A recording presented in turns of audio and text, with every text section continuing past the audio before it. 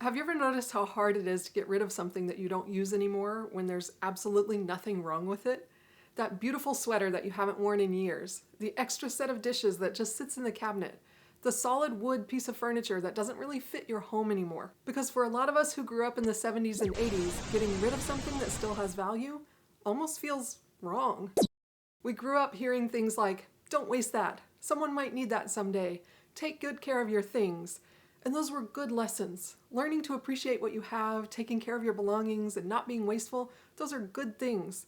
But somewhere along the way, something changed. We carried those lessons with us through decades of building a life.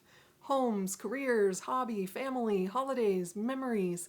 And little by little, we accumulated a lifetime of things that we were taught to value and care for and save. And now we're facing a question that many of us were never really taught how to answer. What do you do when you've taken care of something, it still has value, but it no longer fits the life you're living? A lot of us are entering a completely different stage of life right now. The kids are getting older, our parents are getting older or no longer with us. Some of us are thinking about downsizing or retirement or just looking around our homes and wondering, how did we end up with so much stuff? After helping hundreds of families declutter, downsize, and prepare for moves, I've noticed that the hardest things to let go of usually aren't the things that are broken or worn out. Those decisions are usually a little more obvious. The hardest decisions are about things that are still perfectly good, because Gen X was taught how to keep things, but a lot of us were never taught how to decide when it's okay to let them go. If that sounds familiar, type Gen X in the comments so I know I'm not the only one. It makes sense why so many of us learned to think this way, because when we were growing up, keeping things wasn't called clutter. It was just normal. You didn't throw something away because a newer version came out. You kept the TV until it stopped working. You repaired the vacuum cleaner. You kept the owner's manual in a drawer in case you needed it someday. And if you were lucky enough to have a nice piece of furniture, you took care of it because the assumption was that you might have it forever and even pass it down. For many of our parents and grandparents, that mindset came from a time when you didn't just replace something because you were tired of it. You bought the best quality you could afford, and then you took care of it. And to be fair, a lot of those things were made to last. There's a reason that so many of us have said, they just don't make things like they used to. And we weren't just taught to keep the big things either. It wasn't just the solid wood furniture or the appliances that lasted for decades. A lot of us grew up in homes where even small things had value. There was a jar of extra buttons, a stack of Cool Whip containers in the cabinet, a can full of random nails and screws on a shelf, or extra linens in the hallway closet, because you never knew when something might come in handy. And over time, a lot of us carried those same lessons into creating our own homes. We bought the good couch because we wanted it to last. We saved the holiday decorations because we were creating traditions. We saved the baby clothes and the toys because someone in the family might need them again. And those weren't bad decisions. There's a lot of wisdom in learning how to use what we already had. Being resourceful is a good thing. Appreciating what you have is a good thing. But somewhere along the way, something shifted. A lot of us got really good at the keeping part. We knew how to take care of things and save them and make them last. And the funny thing is, a lot of those things did exactly what we hoped they would do. They lasted. But our lives kept changing too. So we learned how to keep things and we learned how to take care of them and make them last, but now we're trying to figure out how to answer a completely different question. Not how do I make this last, but does this still fit the life I'm living now? And that's where things get a little tricky, because sometimes the answer changes. The things in our homes might look exactly the same as they did 15 or 20 years ago. The furniture is still beautiful, the dishes are still useful, the decorations still bring back memories. But our lives might look completely different. And I think this is where a lot of us get stuck, because sometimes our lives move forward faster than our homes do. Because when you're busy building your life, you don't always notice when your home stops matching the season that you're in. We change careers, but the old work clothes just slowly move further back into the closet.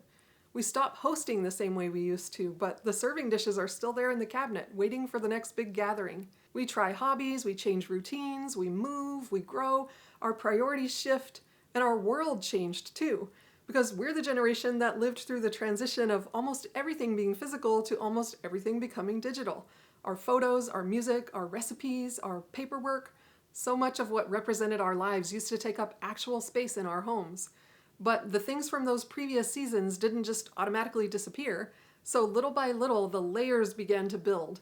And again, that doesn't mean that those things were mistakes. It doesn't mean we shouldn't have bought them. And it doesn't mean that they didn't matter. They did. They mattered enough that we took good care of them, and they mattered enough that we kept them. But at some point, we have to ask ourselves, am I keeping this because it still belongs in my life, or am I keeping this because it made sense in a season of my life that looks different from the one I'm living in now? And I think this is why things that are useful are often the hardest things to declutter. When something is broken beyond repair, the decision is usually a little more obvious. But what about the things that are still beautiful? The things that still work? The things that someone else might look at and say, why would you ever get rid of that? That's where it gets complicated, because now you're not deciding whether the item has value. You already know it does. You're deciding whether that value is enough reason to have it keep taking up space in your life today. I remember helping a client who had owned a clothing store. When she retired, she sold the business and most of the inventory, but she still had a few mannequins and some clothing racks that the new owner didn't need. There was nothing wrong with them. They were in great condition, and she had paid a lot of money for them. They represented a part of her life that she had really enjoyed, so of course they were hard to let go of. And at the same time, my client realized she didn't need all of those items for this season of her life anymore. So she started thinking about the space that they were taking up in her home and what that space could become instead. And once she decided to release the leftover things, she was able to turn that space in her home into a small sitting area where she could read her favorite books and watch the wildlife outside her window. She wasn't getting rid of the years that she had spent building her business. She wasn't erasing that part of her life. She was simply letting go of equipment that had served its purpose. And letting go helped her make room for the life she wanted to be living now. I see this in so many different forms. The gift that someone picked out for you that you've never really used. The expensive purchase that made sense at the time, but it doesn't really fit the way you live anymore. The item that you keep moving from one closet to another because it feels too nice to let it go. The supplies that you bought for a hobby that you were excited to try, but life got busy and you never found the time. Sometimes we keep those things because they were expensive. Sometimes because they're still in excellent condition. Sometimes because they remind us of who we were or who we thought we might become. And sometimes because letting go of something that's useful feels wasteful. Those are all very human reasons, but letting go of an item does not erase the person that you were or the work that you did or the life that you lived.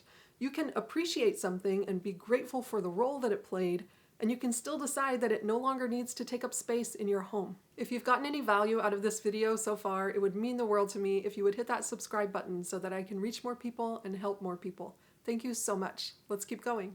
So I think this is where we can start asking ourselves a different question. Because for so many years, the question was, could I still use this? And for a lot of those things, the answer is yes. Yes, you could still use the extra dishes. You could still wear the sweater. You could still go back and complete the unfinished project. That's what makes this so hard. Because if the only question we ask is, could I use this someday? A lot of things in our homes will pass that test, especially when you're someone who is so good at seeing potential. You can probably think of a use for almost anything. And being resourceful is a good thing. Seeing value where other people might not is a wonderful quality, but it doesn't mean that you are responsible for keeping every single thing that still has some use left in it. So maybe the question isn't, could I use this someday? Maybe a better question is, does this still fit the life that I'm actually living? Do I use it? Do I love it? If it disappeared, would I replace it? Because when you start asking different questions, you start making decisions based on where you are now instead of where you've been. And sometimes the answer about whether to keep something will be yes. Some things absolutely deserve a place in your home. But when the answer is no, letting it go does not mean that you've let anyone down. And I think this is especially important for those of us who grew up in the 70s and 80s because we spent a lot of our lives learning how to hold on, how to take care of things, how to make things last, how to stretch what we had and see the value in what was already there. And those are good things. Those lessons served us well. But a lot of us are now entering a different season. And maybe this season requires different skill. Not replacing everything and not getting rid of things just for the sake of having less, but learning how to choose. Because after decades of building a home and building a life, the goal isn't to erase everything behind you. It's to decide what gets to come forward with you. The things that support the way you live now, the things that bring you joy, the things that still deserve a place in your home. Because the goal was never to have the most stuff. And the goal isn't to have the least stuff. The goal is to create a home and a life that fits the person that you are today. So if you're standing in a room surrounded by things that you've spent years caring for and wondering why this feels so hard, I hope you will remember this. Maybe those things are still there because you did exactly what you were taught to do. You appreciated them, you cared for them, you made them last, and that's something to be proud of. That same wisdom that helped you know what was worth keeping can also help you recognize when it's time to let it go. You don't have to ignore everything that you've learned. You're just using that same wisdom in a different season. Because the goal was never to keep everything forever. The goal was to build a life, and it's okay for that life to change. And now you get to decide what supports the life that you're building next. If you're ready to start deciding what stays and what goes, in this video right here, I'll show you the 3 types of clutter that keep us stuck and how to start letting go with more confidence. I'll meet you there.